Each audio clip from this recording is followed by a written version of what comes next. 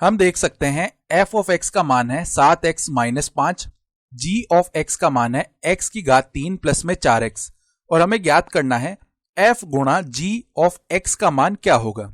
तो सबसे पहले यहां से देखिए, यह जो संकेतन है f गुणा g ऑफ x, यह क्या दर्शाता है? यह एक ऐसे फलन को दर्शाता है जो कि f और g के गुणन से बना हुआ है, यानी कि f गुणा g ऑफ x, इसको हम लिख सकते हैं f ऑफ x और इसके गुणा में g ऑफ x। तो अब हम क्या करेंगे, हम यहां पर f ऑफ x का जो मान है वो प्रतिस्थापित कर देंगे। ये जो मान है f ऑफ x का यहां पर रख देंगे और उसके पश्चात जो g ऑफ x का मान है वो भी यहां पर प्रतिस्थापित कर देंगे और उसके बाद में इन बीज गणितीय व्यंजकों का गुणन कर लेंगे।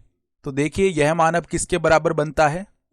f ऑफ x का मान है 7x माइनस 5 और इसके गुणा में g ऑफ x का जो मान है वह है x क्यूब प्लस में 4x।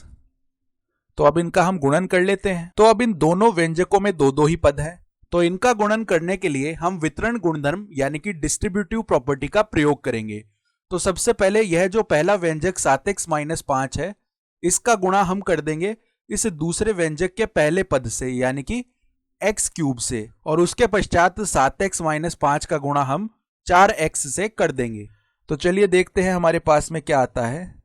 यह बन जाएगा 7x माइनस 5, पहले यह गुणा हो जाएगा x क्यूब से, तो यहां पर गुणा में आ जाएगा x क्यूब और प्लस में उसके बाद 7x माइनस 5 गुणा हो जाएगा 4x से, तो इसके गुणा में आ गया अब 4x। तो यहां पर अब पुनः वितरण गुणधर्म यानी कि डिस्ट्रीब्यूटिव प्रॉपर्टी का उपयोग होगा, और आमतौर पर जब हम वितरण गुणधर्म का उपयोग करते हैं तो ये जो पद गुणा में होते हैं ये ऐसे बाईं ओर लिखे हुए होते हैं, तो इसमें कोई भी दिक्कत नहीं होनी चाहिए। यहां पर हम x क्यूब को ऐसे भी मान सकते हैं कि यह बाईं ओर गुणा में लिखा हुआ है। तो x क्यूब पहले इस 7x से गुणा हो जाएगा, उसके बाद x क्यूब इस माइनस के 5 से गुणा होगा। इसी प्रकार यहां पर क्या होगा, 4x पहले 7x से गुणा हो जाएगा और उसके बाद 4x माइनस के 5 से गुणा होगा। तो जब x क्यूब 7x से गुणा होगा तो हमें 7x की घात 4 मिल जाएगा, और जब x क्यूब माइनस के 5 से गुणा होगा तो माइनस 5x क्यूब मिल जाएगा।